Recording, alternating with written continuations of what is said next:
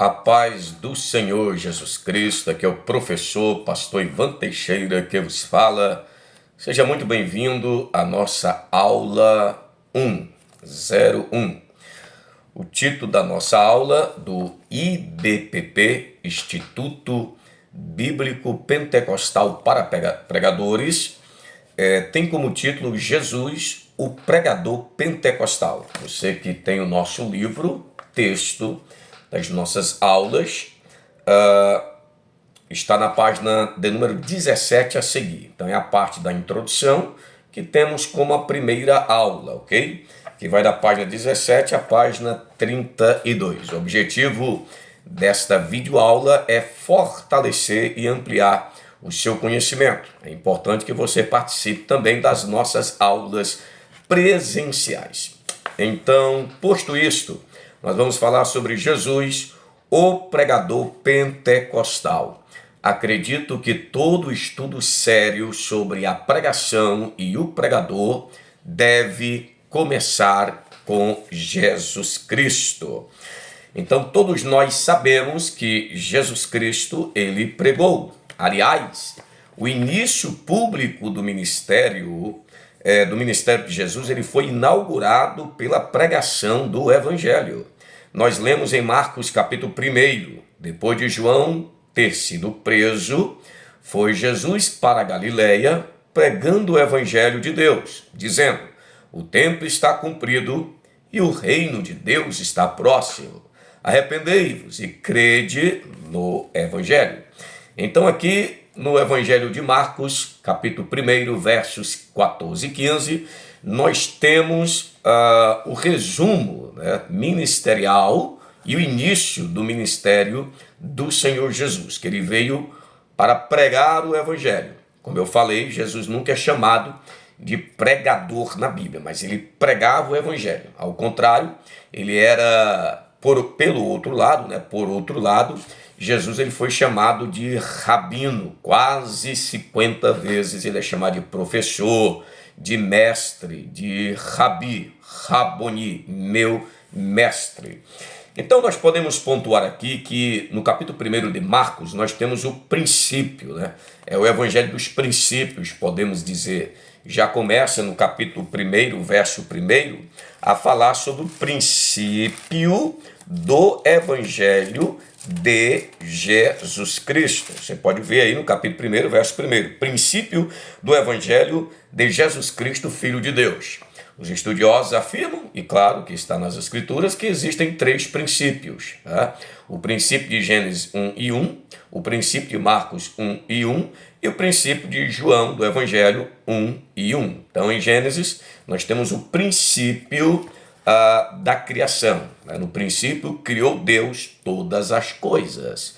Em João, nós temos o princípio da revelação da relação entre o Verbo e Deus. No princípio era o Verbo, e o Verbo estava com Deus, e o Verbo era Deus. E agora em Marcos capítulo 1, nós temos o princípio do Evangelho, das boas novas de Jesus Cristo. Nós podemos também observar os seguintes detalhes aqui no capítulo 1 de Marcos. Nós temos o primeiro princípio, que é o princípio do Evangelho de Jesus Cristo.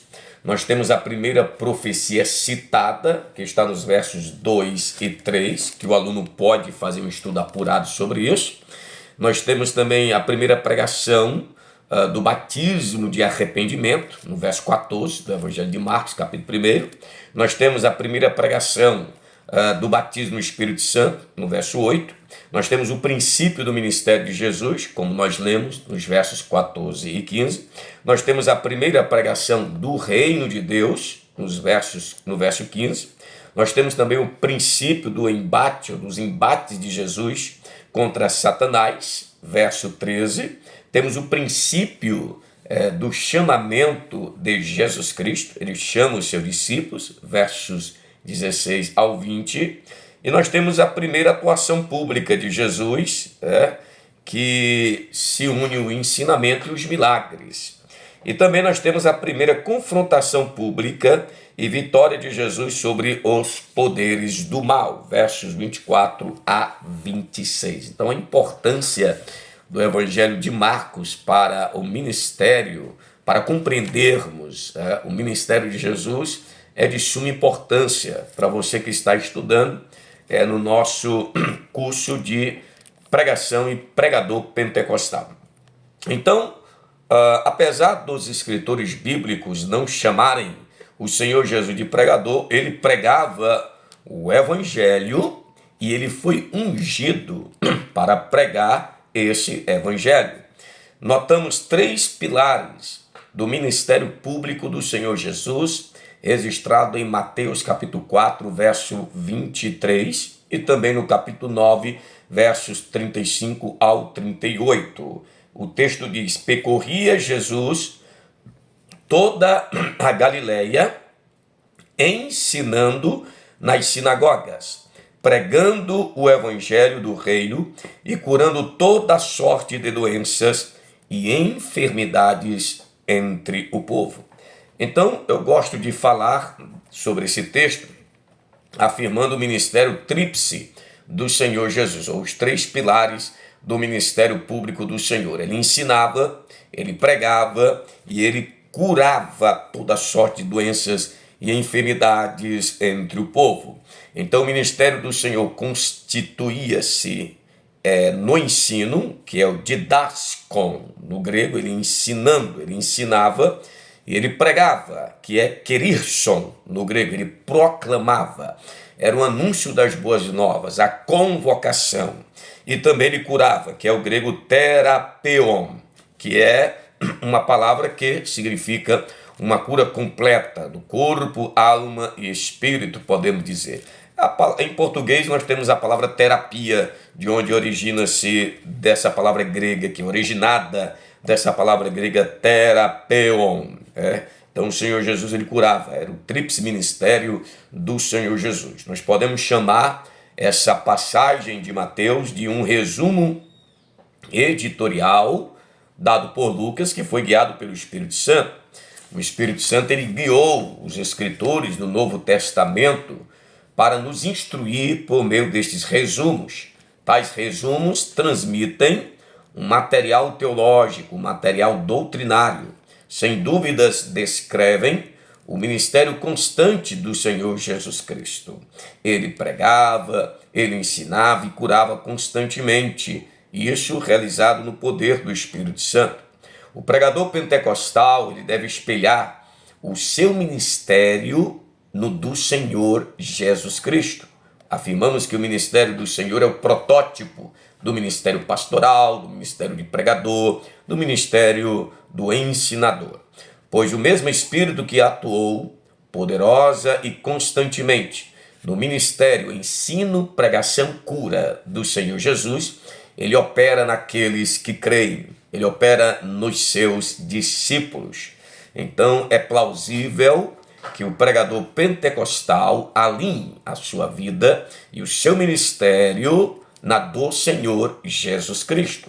O Senhor Jesus Cristo ele foi o grande pregador pentecostal, pois ele foi ungido pelo Espírito Santo para pregar e ensinar. Aqui eu posso afirmar um ponto, Quando eu falo que Jesus é um pregador pentecostal, ou é o protótipo do pregador e da pregação pentecostal, alguns dos nossos irmãos de outras denominações podem levantar as suas sobrancelhas, boquiabertos, podem ficar boquiabertos, perplexos, dizendo, Jesus era o pregador pentecostal, porque normalmente eles querem avaliar o pregador pentecostal por alguns estereótipos ou por alguns pregadores de mídia atabalhoados com certos cacoetes ou coisas semelhantes.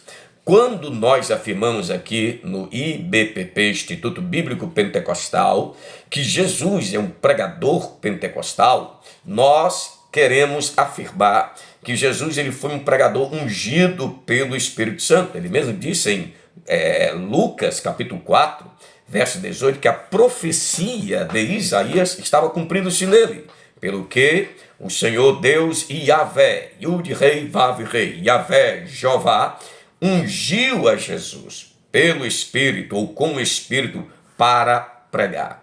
Então, no nosso entendimento, um pregador pentecostal é alguém ungido, capacitado, plenificado pelo Espírito Santo. Então, o Senhor se torna o protótipo de um verdadeiro pregador pentecostal. Esse é o objetivo, é uma da meta, ou a nossa visão do Instituto, é conduzir os cristãos para serem pregadores pentecostais com base no Senhor e no ministério do Senhor Jesus Cristo. Quando afirmamos que somos crentes pentecostais ou pregadores pentecostais, nós queremos afirmar que estamos numa referência bíblica ou possuímos um elemento escriturístico. Todos sabem que a palavra Pentecoste vem do grego e significa quinquagésimo. Era a festa comemorada 50 dias após domingo da Páscoa, onde eram movidos certos molhos diante de Deus. Era uma festa também que comemorava a entrega da lei por Deus a Moisés e ao seu povo no Monte Sinai. Mas no dia de Pentecoste, após a ascensão, 10 dias após a ascensão do Senhor, o Espírito Santo foi derramado sobre os que ali estavam reunidos, quase 120 pessoas. Há quem diga que o Espírito Santo foi derramado apenas sobre os 12 apóstolos, querendo limitar a atuação carismática dos dons, do empoderamento, do poder para testemunhar apenas para os 12, como se os dons da igreja, segundo alguns de visão cessacionista, fosse dado apenas para os apóstolos. Mas isso é um equívoco, isso é um erro crasso de uma mentalidade racionalista e gélida e distante dos elementos espirituais e carismáticos vistos na palavra de Deus, que o Espírito veio sobre os 120. Todos foram cheios do Espírito e começaram a falar em línguas estranhas. Doravante, a expressão Pentecoste tem um significado doutrinário e teológico, e em especial para nós, do movimento pentecostal, das Assembleias de Deus, porque Pentecoste para nós é sinônimo de derramamento do Espírito. Pentecoste é sinônimo de poder. Pentecoste é sinônimo de cura. Pentecoste é sinônimo de profecia. Pentecostes é sinônimo de batismo no Espírito Santo. Pentecoste é sinônimo de visões. Pentecoste possui um elemento escatológico, o já do ainda não, o já da manifestação do Espírito que nos introduz para a plenificação do ainda não escatológico. Então, quando eu falo que Jesus é um pregador pentecostal, em vez de dizer que Jesus é um pregador assembleano, em vez de dizer que Jesus é um pregador batista, que é um pregador presbiteriano, que um pregador presbiteriano tem as suas características, tem as suas ênfases doutrinárias. Um pregador batista, da mesma forma. Um pregador metodista, similarmente. Mas o meu ponto é que nós devemos ser, seja presbiteriano, assembleano, pregador pentecostal. Essa é a minha tese, é a minha proposta. Você pode ser um presbiteriano, bacana. Pode ser um assembleano, tranquilo. Você pode ser um metodista, beleza. Mas olhando para as Escrituras, numa tonalidade escriturística, eu entendo que um pregador deve ser pentecostal, nesse sentido escriturístico, do evento em si do Pentecoste. Nós sabemos que o Pentecoste, como evento inaugural, nunca irá se repetir, tal como descrito em Atos capítulo 2, mas os seus elementos, efeitos, a realidade, a pungência do evento, ele se repete, porque vemos isso em todo o livro de Atos, e até hoje o Senhor ungindo pessoas para pregar, dando autoridade para testemunhar, o falar em línguas, a profecia, as curas, os milagres, isso fazem parte da pentecostalicidade da igreja. Eu sei que é plausível afirmarmos as marcas da igreja elencada pelos reformadores e outros grandes teólogos, como a questão da apostolicidade, da catolicidade, do elemento sacramental que é a ceia e o batismo, mas eu afirmo que devemos postular uma marca chamada pentecostalicidade da igreja. A igreja ela é apostólica, a igreja é católica no sentido de universal, representada nas congregações locais, mas a igreja também deve ser pentecostal. Ela deve ter o elemento pneumático, o elemento da pentecostalicidade. Então eu entendo que um pregador bíblico é um pregador que assume a pentecostalicidade escriturística exemplificada na pessoa linda e maravilhosa do Senhor Jesus Cristo. Por isso, aqui nós afirmamos na página 18 do nosso livro que o pregador pentecostal ele deve espelhar o seu ministério no do Senhor Jesus Cristo. Pois o mesmo Espírito que atuou poderosamente, constantemente, no ministério de ensino, pregação e cura do Senhor, ele opera também naqueles que são os seus discípulos, mas que o buscam. O Senhor Jesus foi o grande pregador pentecostal. Ele foi ungido pelo Espírito Santo para pregar, ensinar, curar e libertar os cativos. Meus queridos, Jesus é o exemplo que devemos seguir, e não algum teólogo ou algum pastor com uma ideia distante das Escrituras. Sigamos o Senhor Jesus e seus apóstolos para moldar o nosso ministério de pregação, para moldar a nossa vida cristã. O Senhor Jesus, segundo as Escrituras, como temos várias referências aqui, ele ensinava e pregava com autoridade. Suas palavras, cheias de graça, de sabedoria, era marcada pela presença dos poderes miraculosos que evidenciam a ação e a presença do Espírito. E também tinha uma tonalidade profética. Então, o pregador pentecostal, ungido pelo Espírito, prega com autoridade. Suas palavras são cheias de graça e de sabedoria. Tem um ministério marcado pelos poderes miraculosos e possui uma tonalidade profética. Nós, como pregadores cristãos que testemunhamos de Jesus Cristo, que pregamos, seja na congregação local, que pregamos para os descrentes, nós devemos ter a expectativa dos milagres, da operação do Espírito Santo. Que pregação é essa que não tem uma espera, uma expectativa, uma crença de que o Espírito Santo irá atuar?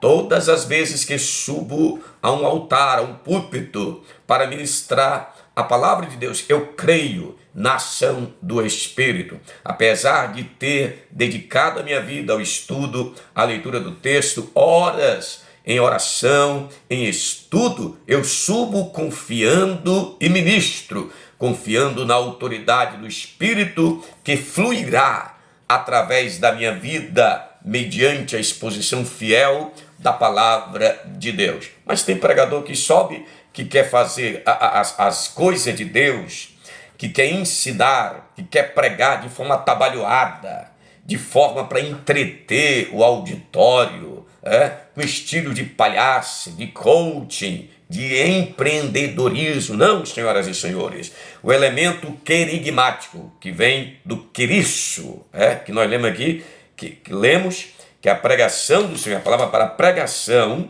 aquele pregando, querisson, ele proclamava com autoridade, com ousadia, conclamando as pessoas ao arrependimento. Ele pregava e dizia: arrependei-vos, porque o tempo está próximo e o reino de Deus está chegando. Isso é pregação.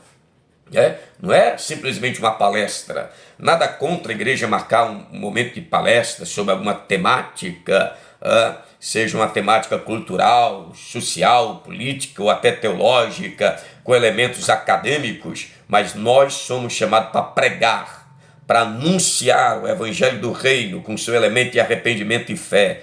Pregava: arrependei-vos dos pecados e crede no evangelho, crede em Deus. Então, o pregador pentecostal, ungido pelo Espírito Santo, ele prega com autoridade. Suas palavras devem ser cheias de graça, irmãos, e de sabedoria. E ele deve ter um ministério marcado pelos poderes miraculosos e possuir uma tonalidade profética. Hoje, muito das pregações tem uma tonalidade mais psicologizada, mais filosofal, uma tonalidade mais de entretenimento, né?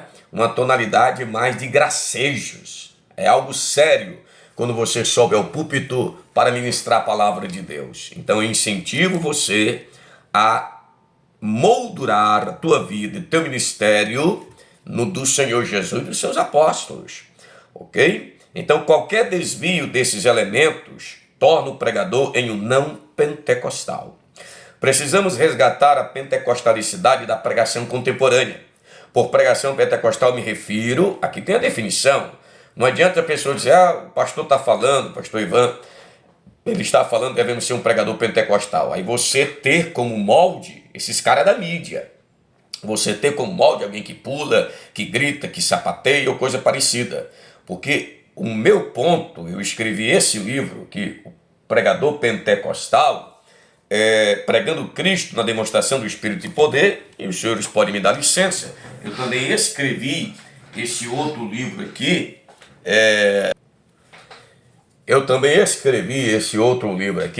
Pregação e o Pregador Pentecostal, pela editora Reflexão, aqui prefaciado pelo pastor Elianai Cabral, e a quarta capa pelo pastor César Moisés, um dos grandes teólogos e expoentes da teologia pentecostal, né? Então aqui o pastor Elianai Cabral, nosso consultor das Assembleias de Deus, endossa o nosso livro e a nossa proposta.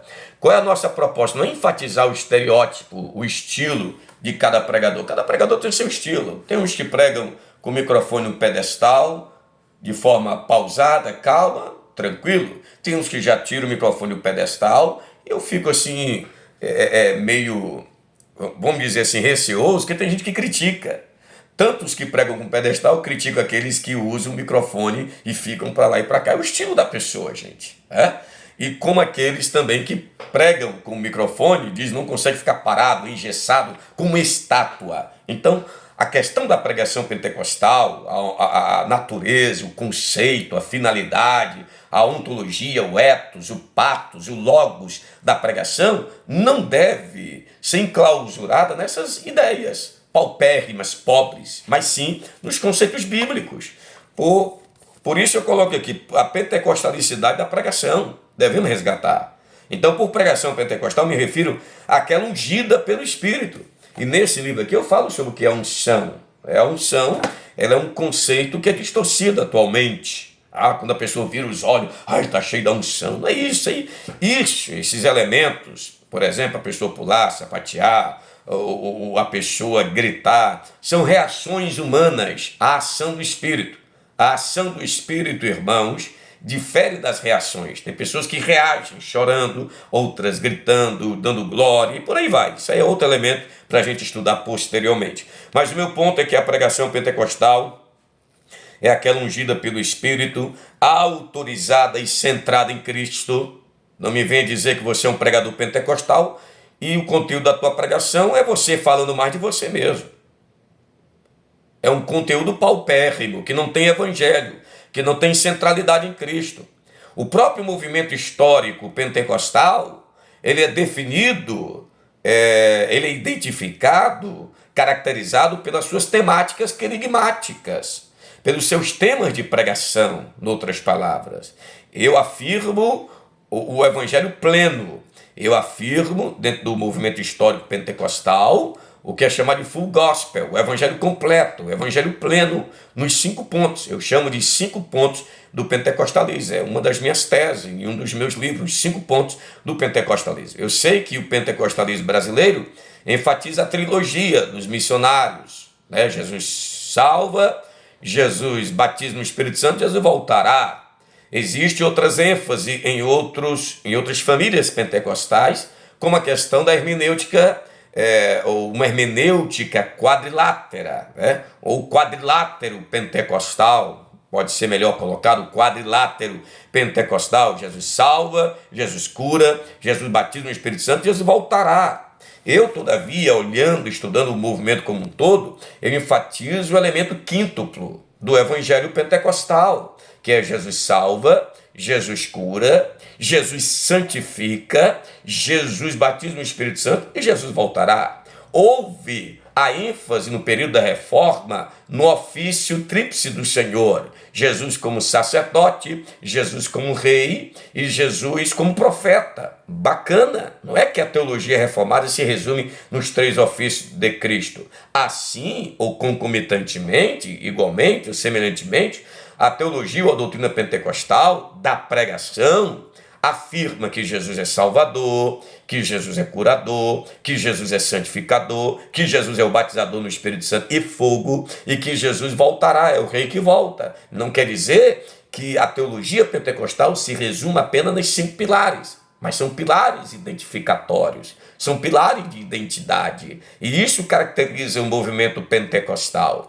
Todos os movimentos têm as suas falhas, os seus erros, as suas limitações. Nós devemos aprender de todas as tradições, reformados, né, a tradição anabatista, a tradição católica, a todas as tradições, a ortodoxa, a síria, e por aí vai, assim como eles devem também aprender com o movimento pentecostal. Cada um desses movimentos enfatiza o que a igreja, na ocasião, os teólogos e pregadores negligenciavam. Então havia uma negligência profunda com relação aos dons espirituais, com relação à questão do batismo no Espírito Santo, o revestimento de poder. E o movimento pentecostal enriquece as denominações, as tradições, o cristianismo global, com essas ênfase querigmática em especial, da qual nós estamos falando aqui em nosso livro.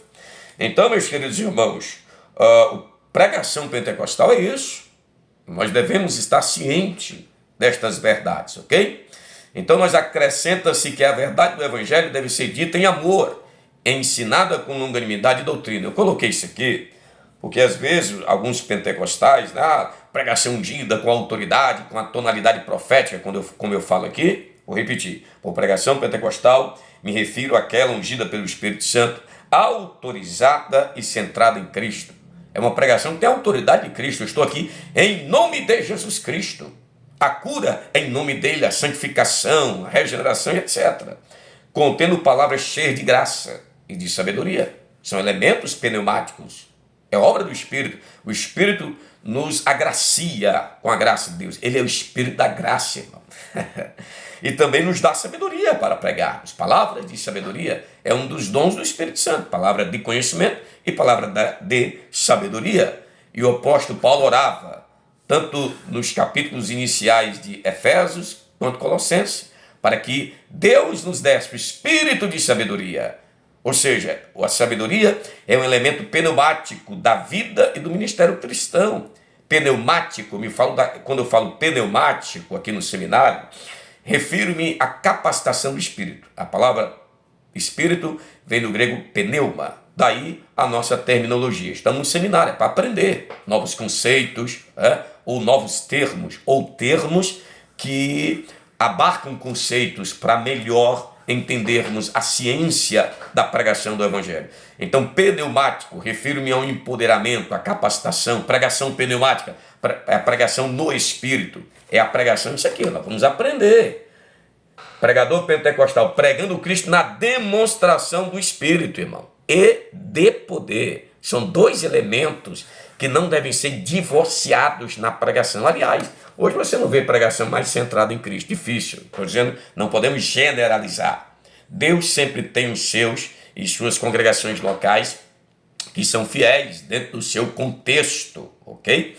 Então, a pregação precisa voltar a ser uma demonstração do Espírito e de poder, não a exibição do pregador, não a exibição da oratória, não a exibição de uma teologia sistemática, árida e academicista, mas sim uma exibição, uma demonstração, uma evidência, uma realização do Espírito. A pregação precisa ser uma realização do Espírito, não a realização do pregador. As pessoas têm que, após ouvir uma pregação, elas não têm que sair com aquela sensação, hoje eu ouvi um grande pregador. Elas precisam sair e dizer, hoje eu ouvi um grande Cristo, hoje eu presenciei a demonstração do Espírito e de poder. Mas o que vemos aí são demonstrações, exibições humanistas. Uma pregação psicologizada, filosofal, baseada mais na sabedoria humana e mundana do que na sabedoria do Espírito e no poder do Espírito Santo. Que tipo de pregador pentecostais são esses que apenas têm exibicionismo teatralizados? São meros teatros, são meros coreógrafos da exibição oratória, em vez de serem instrumentos poderosos do Espírito de Deus. Por isso, devemos atentar para o que é a pregação pentecostal.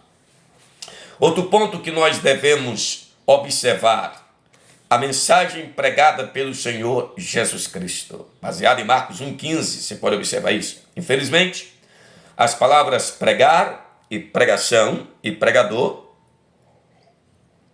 estão diluídas do seu significado bíblico, da sua essência bíblica. Hoje o cara vai pregar, é preleitor, preleitor, é palestrante, bacana.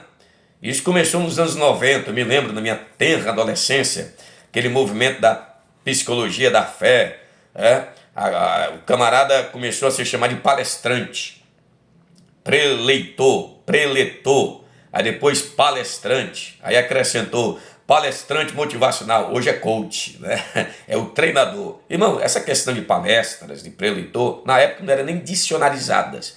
A palavra dicionarizada era prelecionador, mas se utilizava preletor ou prelei com i, né? O preleitor. E depois passou para palestrante. Aí a rapaziada começou a ficar mais light, podemos dizer assim, né? Buscando mais um momento de entretenimentos em nossos auditórios, sangue sedentos por novidade. Enquanto o conteúdo querigmático da pregação que confronta, da pregação profética, da pregação que chama ao arrependimento, da pregação que aponta o reino de Deus, está ausente. E quando o pregador ministra, convocando o povo, que a pregação é isso, a pregação é uma conclamação, uma convocação ao arrependimento.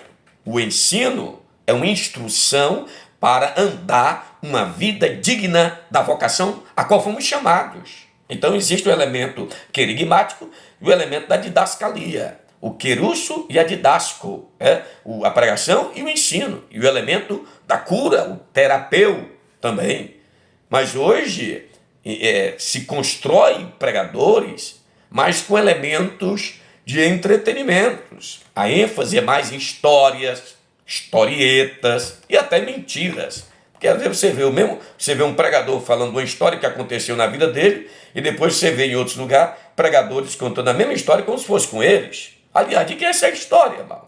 Em vez dos senhores ficarem inventando essas histórias, preguem a Jesus Cristo e este crucificado. Fale a história de Jesus, pregue o Cristo, pregue a mensagem do Calvário, uma vida cristã no Espírito, cheia e planificada pelo Espírito, evidenciada pelos dons, pelos poderes do mundo vindouro, que é o elemento do ainda não, evidenciado pelo já do Espírito Santo, por meio da pregação, senhores. Precisamos resgatar o conteúdo pneumático cristológico da pregação. Pneumático, ou seja, do Espírito, cristológico, centrado em Cristo. Ok? Um pregador é definido como qualquer pessoa, atualmente, que segura o microfone e fala como trombeta e gesticula muito. A pregação é ideal para qualquer discurso proferido no púlpito. A pregação é ideal para qualquer discurso proferido no púlpito das igrejas locais. Qualquer discurso coerente que seja retórico é chamado de pregação. Nem tudo que a gente vê é pregador, irmão. Por isso nós devemos se tornar pregador pentecostal. Nem tudo que você ouve é pregação pentecostal. Pregação no Espírito, na demonstração, centrada no Cristo crucificado. Há uma perda da natureza, do conceito, dos temas e da identidade do pregador e da pregação pentecostal. E do ato. Existe o ato de pregar, segundo a Bíblia. A pregação é evento. E eu entendo que é um evento querigmático.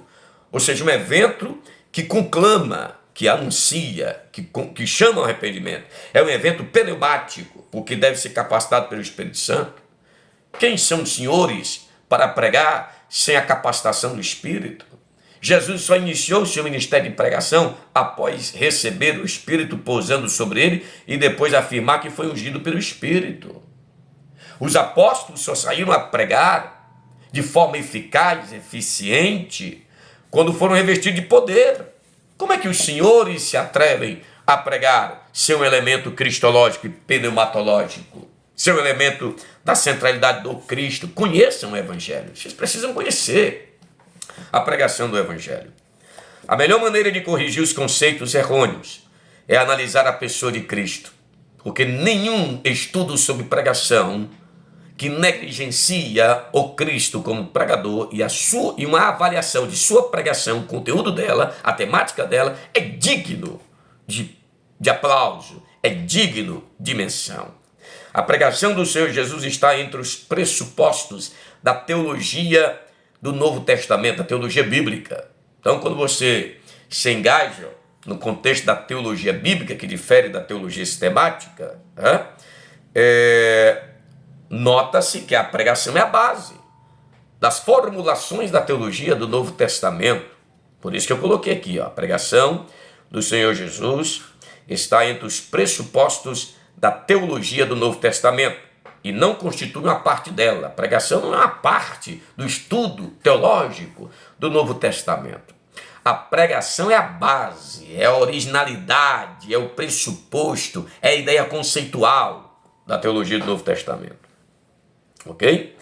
Então, a teologia do Novo Testamento consiste no desdobramento dos temas e pensamento nos quais a fé cristã se certifica de seu objeto, e de seu fundamento, e de suas consequências. A fé cristã existe somente a partir do momento do evento da pregação. Porque existem muitas fés paupérrimas, muitas fés esdrúxulas, muitas fés instáveis, muitas fés defeituosas, né? Paulo falou à igreja em Tessalônica que queria ir para Tessalônica para corrigir os defeitos da fé. Existem fés defeituosas. Por que existem? Porque sem a pregação bíblica, sem a pregação cristológica, sem a pregação na demonstração do Espírito e poder, não existe fé verdadeira, queridos.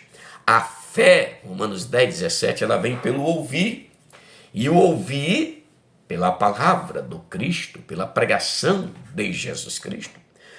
O querigma cristão é a proclamação de Jesus Cristo como ato salvífico escatológico de Deus no poder do Espírito, ou seja, a pregação do Cristo, o crucificado, ressurreto, ascendido, exaltado e glorificado, e que virá, o elemento escatológico, e que virá outra vez para implantar o seu reino visível e terrenal aqui na terra. Por semelhante modo, a fé cristã pentecostal existe somente a partir do evento da pregação pentecostal com seus temas característicos e desdobramentos querigmáticos. O querigma, entenda, o querigma quer dizer pregação, ok? A terminologia que se usa, que você vai estudar a teologia do Novo Testamento, você está no seminário, tem que aprender. Porque às vezes o crente pentecostal, o pastor falou uns termos assim. Aprenda, meu filho, tire essa mentalidade paupérrima da sua vida. Seja um eterno aprendiz. Os judeus não se intitulam, os rabinos, não se intitulam sábios, mas Talmid Raham, alunos da sabedoria, que sempre querem aprender. Aí às vezes você vai dar um estudo para obreiros pentecostais, eles criticam, o pastor falou alguma coisa, nem compreendi. Se tu não compreendeu, procura compreender, rapaz. Quando eu era novo convertido, eu não compreendia nada. O que é que eu fazia? Eu anotava, chegava em casa, procurava, e etc. Não tinha muitos recursos como eu tenho hoje, né? Mas buscava. Por isso que tem obreiro que há 30 anos é diácono, presbítero, pastor, é a mesmice. Vai pregar, prega a mesma mensagem. Não tem conteúdo bíblico sólido. É mero, o que temos hoje, senhoras e senhores, são meros dirigentes de culto. Ele está ali, vai para a igreja, não é líder, não é obreiro, não é pregador, não é pastor que exerce o ministério corretamente conforme a Bíblia. Ele não procura crescer. E por isso o rebanho não cresce. Por isso não é salvação de alma, não é edificação. As pessoas que estão sob o seu pastorado não crescem, não são edificadas. No mínimo, você como pastor de uma igreja local tem que manter os membros que você recebeu, no mínimo. E eles têm que crescer. Se não cresce, porque deve crescer numericamente, tem que crescer qualificamente, ou na qualidade, no crescimento da palavra de Deus, ok? Então, procure crescer. Então, quando a gente fala o querigma, é a pregação. Tem que se acostumar, tem que crescer. A palavra trindade não está na Bíblia, mas é um conceito, uma construção teológica para definir uma doutrina bíblica. Querigma pentecostal é um conceito teológico onde nós entendemos um vasto conteúdo das verdades pentecostais, ok? Então vamos lá. O querigma pentecostal é a proclamação de Jesus Cristo como Salvador, santificador, curador, batizador no Espírito Santo e como Rei que breve voltará. Então Jesus Cristo, exaltado à destra de Pai, é o que derrama o Espírito e os seus dons sobre a comunidade dos discípulos. Então eu afirmo aqui que a teologia pentecostal ela deve partir do pressuposto da pregação pentecostal e seus temas.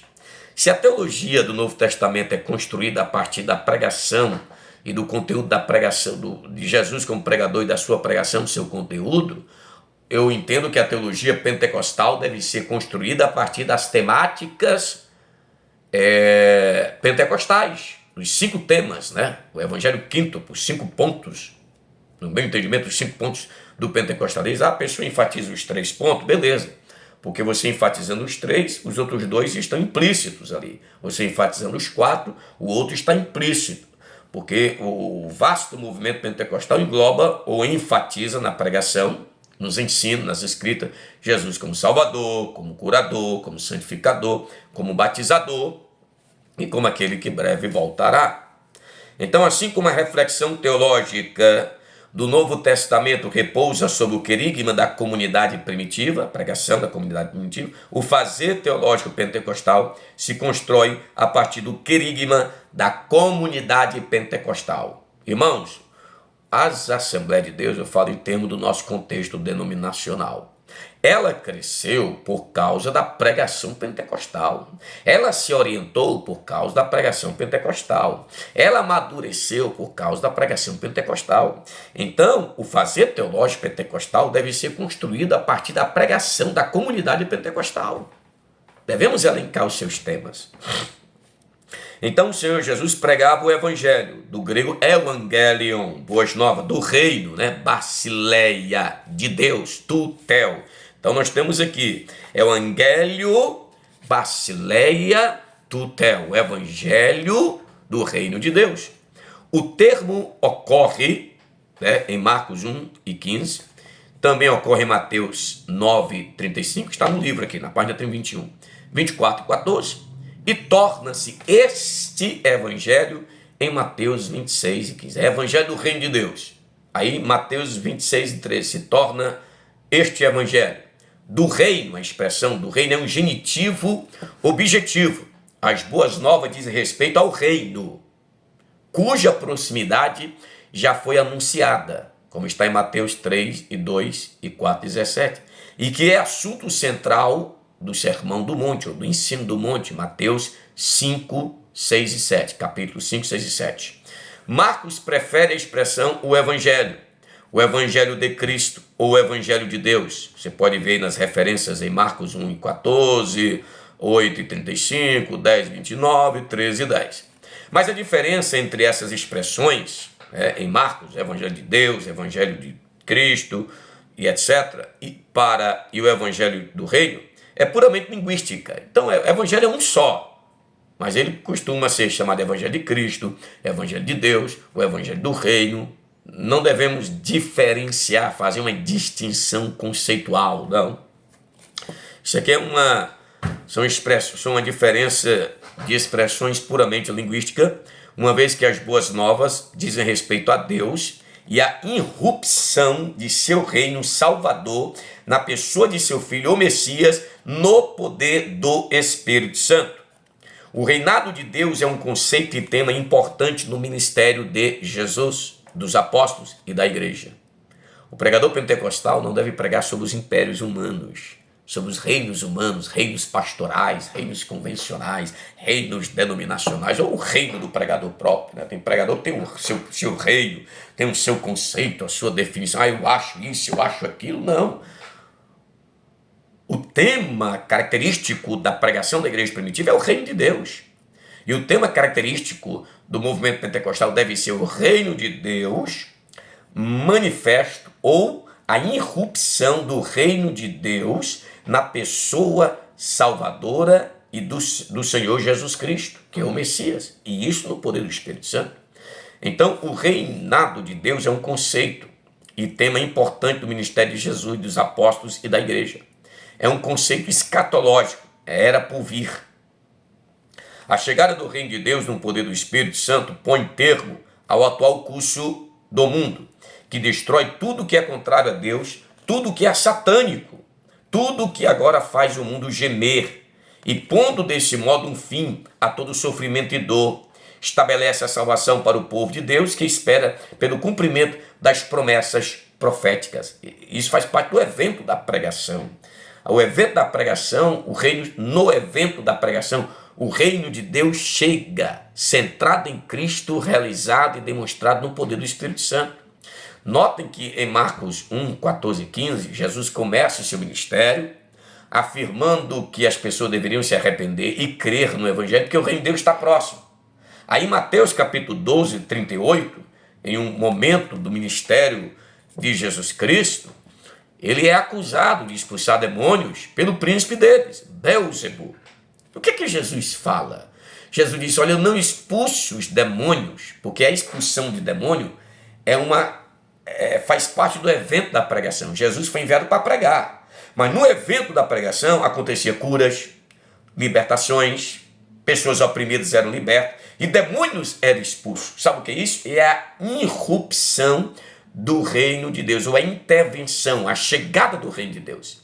Então, quando Jesus foi acusado pelos escribas, pelos religiosos que ali estavam, de que expulsava demônio, curava por Beelzebul, foi que Jesus disse, eu expulso demônios pelo Espírito de Deus, por isso é chegado o reino de Deus. Então ali entende-se que no ministério de Jesus houve a irrupção do reino de Deus aqui na humanidade. O ainda não da escatologia, o reino que ainda virá na sua plenitude, ele irrompeu no tempo e no espaço, na vida e no ministério de Cristo, no Espírito, no poder do Espírito. Então, a pregação, ela manifesta a irrupção do reino de Deus. A pregação autenticamente pentecostal, ela demonstra o Espírito e o poder do Espírito e traz o domínio de Deus para os corações. Então nós temos aquela ideia, o reino de Deus chegou? Sim, já chegou e ainda não. Ele chegou na manifestação do evento cristológico, do Cristo como pregador, que irrompe através de milagres, prodígios, da pregação, da transformação, do arrependimento, da manifestação do Espírito. Ali o reino chega em Cristo e por meio dele. Jesus disse, não dirão que o reino de Deus está ali ou acolá. O reino de Deus está entre vós. Tem uma versão que fala o reino de Deus está dentro de vós. Então o reino de Deus é o domínio dele. O reino de Deus tem os seus elementos pneumáticos. Eu falo isso no meu livro Escatologia Bíblica. O Espírito, o reino e o porvir. As 4 dádivas pneumáticas do reino de Deus. Baseado em Romanos capítulo 14, 17. O reino de Deus não consiste em bebida nem em comida, mas em justiça, paz e alegria no Espírito. 1 Coríntios capítulo 4, verso 20. O reino de Deus não consiste em palavras, ou seja, palavras de persuasão, baseada na sabedoria humana, social, cultural, política. Não, o reino de Deus consiste em poder do Espírito. Então você tem justiça, paz, alegria e poder. Poder pneumático, poder do Espírito Santo de Deus. Entendeu? Então o evento da pregação manifesta o reino de Deus, o domínio de Deus, a soberania de Deus, a manifestação de Deus no Espírito de forma poderosa. É algo extraordinário, meus queridos irmãos. Ok? Então o reino de Deus chegou, mas ainda teremos a sua plenitude. porque tem um elemento dentro da nossa visão pré-tribulacional, teremos o reino milenar e, por conseguinte, o reino eterno, no novo céus, na nova terra. A plenitude chegará. Mas nós já estamos desfrutando, como diz o escritor aos Hebreus, dos poderes do mundo vindouro. E esse desfrute é pelo Espírito. Ok? Então vamos aqui. Ok? O reinado de Deus é um conceito e tema, página 21, do ministério do Senhor, dos apóstolos e da igreja. É um conceito escatológico. Era por vir, o futuro. A chegada do reino de Deus no poder do Espírito, a chegada do reino de Deus no poder do Espírito põe termo ao atual curso do mundo. Está vivendo o reino de Satanás, o reino da morte, o reino do pecado. Agora veio a irrupção, a intervenção, aí esse ciclo de morte satânico, nefasto, foi interrompido pelo poder, no poder do Espírito, pela pregação do Cristo. Agora Paulo diz que já não estamos mais sob o reino do pecado, da morte de Satanás, estamos sob o reino da graça. Paulo escrevendo também, ele disse que Deus, o Pai, nos transportou do império das trevas para o reino maravilhoso do seu Filho, o reino da luz. Oh, glória! Então a vinda do reino de Deus é um evento maravilhoso que se realiza sem contribuição humana, unicamente por iniciativa do Deus triuno, como está em Romanos 14:17, 1 Coríntios 4:20. Tal como o Senhor Jesus e o conselho de Paulo a Timóteo, os pregadores pentecostais têm a obrigação de pregar a palavra de Deus. Pregadores cuja mensagem não proclama a palavra de Deus, não proclama o reino de Deus, as boas novas de Deus em Cristo, não podem ser chamados pregadores bíblicos e pentecostais. É evidente que existem possibilidades para o pregador ministrar um curso, como eu falei anteriormente, proferir uma conferência, enumerar um argumento, apresentar uma ideia, discutir um tema, elencar uma tese, etc. Mas a pregação é diferente de todas as outras formas de ensino, na medida em que implica o conteúdo do Evangelho, centrado em Cristo, e cumprido, ou seja, pregado, na demonstração do Espírito e de poder. Quem faz uma tese aí na academia não se preocupa em defendê-la na demonstração do Espírito e poder. Eles não estão nem aí. Eles pegam 10 livros, 20 livros, fazem uma pesquisa e um resumo, diz que é uma tese. O pregador não, ele tem conteúdo bíblico, tem que ter a revelação e iluminação do Espírito. E o evento da pregação tem que estar banhado, por assim dizer, com o óleo do Espírito Santo, para impactar as vidas, para transformar, regenerá-las, para renová-las, curá-las. Vem gente nas nossas congregações locais, cabisbaixas, solapadas pelas vicissitudes da vida. Aí o pregador, o pastor, vai no público para ficar falando história, irmão, contando piada, fazendo gracejo. Eu sei que, como vamos aprender em um capítulo aqui, existe um humor na pregação. Mas quando a pregação se torna uma piada, ou a piada é o centro da pregação, ou o humor, até o inferno se torna uma piada. Não há uma seriedade. Há uma seriedade. Paulo, quando ele chegou na cidade de Corinto, ele diz: eu cheguei diante de vocês com temor e tremor, e nada decidi saber a não ser Jesus Cristo e este crucificado. Oh, glória! E isso na demonstração do Espírito e poder. Então existe o espaço para palestra. Eu mesmo dou palestra no contexto da teologia pública, na questão das ideologias evidentes que estão por aí, são palestras. E pode ter uma tonalidade profética e querigmática também, de pregação. Nós podemos abordar, como eu abordo os temas sobre ideologia de gênero, teoria crítica racial, politicamente correto, a cultura woke e outros elementos do marxismo cultural. Podemos sim abordar, mas pregação é esse elemento aqui, irmãos. Então, não seria ruim se um irmão ou irmã missionário discutisse alguns temas contemporâneos, proferisse palestras, cursos, simpósios, conferências, etc., desde que, quando houver necessidade de pregação urgente, se necessário, ele deve pregar diligentemente a palavra de Deus, como nosso Senhor Jesus. Diz a Bíblia que Jesus veio para a Galiléia pregando o evangelho do reino, dizendo: o tempo está cumprido, o reino de Deus está próximo, arrependei-vos e crede no evangelho. Vocês estão vendo os elementos de uma pregação. Pregação é isso, irmão. Não confunda a pregação com mera palestra, com mera tese apresentada. Eu tenho uma tese de doutorado, de mestrado, uma dissertação de mestrado, uma monografia para o meu bacharel em teologia. Não é pregação, monografia. Uma dissertação de mestrado, uma tese que você vai defender para o seu doutorado, coisa parecida. Bacana.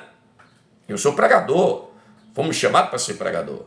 Poderia muito bem nadar nas águas do academicismo e elencar tese, coisa parecida. Mas nós, como pentecostal, temos essa responsabilidade de pregarmos o evangelho. Eu sempre afirmo que a teologia ela deve ser construída, né? Os desafios contemporâneos e o fazer teológico deve ser realizados no contexto eclesial, olhando para a edificação das vidas e evangelização dos perdidos, e não meramente como uma tese para ser defendida. Não que seja errado, a pessoa pode fazer isso, ok? Mas é a minha tonalidade do Instituto Bíblico Pentecostal. Instituto Bíblico Pentecostal para Pregadores, o IBPP, tem essa visão. Está logo no início do nosso livro, né? Não é mero academicismo, mas preparar homens e mulheres para o santo ministério da pregação. Homens e mulheres. Então aqui, na página 23, nós temos aqui o Senhor Jesus e a homilética. Vamos devagar, ou seja, dissertar um pouco mais sobre isso oportunamente. Define-se a homilética como a arte e a ciência da pregação. A matéria pertence à textura da preparação dos obreiros para a obra do ministério. Visa a arte e a ciência do preparo e entrega dos sermões. Convém salientar que a homilética não é a mensagem. Ela disciplina o pregador pentecostal para melhor entregar e até estruturar o seu esboço, a mensagem. Não nos esqueçamos, a mensagem ela é de Deus e não nossa. Não é construção nossa, estruturação nossa. A homilética ajuda-nos na estrutura, não no conteúdo. O conteúdo está na Bíblia, a pregação. No ministério de Cristo, a homilética ocupou um lugar central no que diz respeito à sua propagação plena. Claro, o maior exemplo. Na sinagoga de Nazaré, o mestre descreveu a si mesmo como divinamente enviado e ungido para evangelizar os pobres, pregar liberdade aos cativos e anunciar o ano aceitável do Senhor. Lucas, capítulo 4, 18 e 19. Então aqui, o ministério da pregação tomou forma expressiva e dinâmica com o exemplo pessoal do Senhor Jesus Cristo. Ele é o pregador pentecostal. A sua pregação, o conteúdo dela, a temática, norteia a nossa vida e o nosso ministério de pregação, ok? Então, a partir da página 25, nós vamos tratar sobre os apóstolos também como exemplos de pregadores, os discípulos também como exemplo de pregadores. E eu aqui dou uma palavra sobre os pregadores itinerantes, tá certo? Então, Jesus ele foi um pregador itinerante. Eu vi um pastor uma vez falando que o diabo ele era um pregador itinerante, totalmente afirmando como se diz na hermenêutica, né, um anacronismo semântico, dando um significado para a passagem lá de Jó, que não tinha na época. Ali não está enfatizando Satanás como pregador, muito menos como pregador itinerante, né? Jesus era um pregador itinerante, ele ia de cidade em cidade e pregava, depois entrar na sinagoga para ensinar. Era tanto um pregador itinerante como também um grande mestre e um professor. Então, essa aula para trazer aqui mais um suplemento para os senhores, e é importante estar na aula presencial, ok? Deus vos abençoe em Cristo Jesus. E continuemos, meus queridos alunos aqui do núcleo de Santa Isabel, de Caraparu, de Boa Vista também, em Roraima, do meu amigo pregador pentecostal Nadson Maia, e de todos os demais alunos e professores que estão ligados aqui ao nosso Instituto Bíblico Pentecostal, formando homens e mulheres de Deus para a obra do Santo Ministério. Porque uma das visões, está aqui no livro, no início, uma das visões do IBPP é o ministério de todos os santos, a não ser que algum teólogo afirme que a palavra santo só se refere a homens. Então o pregador é só homem, mas a palavra santo é homens e mulheres que precisam ser aperfeiçoados, equipados, treinados para a obra do ministério. E essa obra inclui a pregação do Evangelho. Então você, meu irmão e minha irmã, é chamada. Vocês são chamados por Deus para pregar o evangelho do Senhor a toda criatura.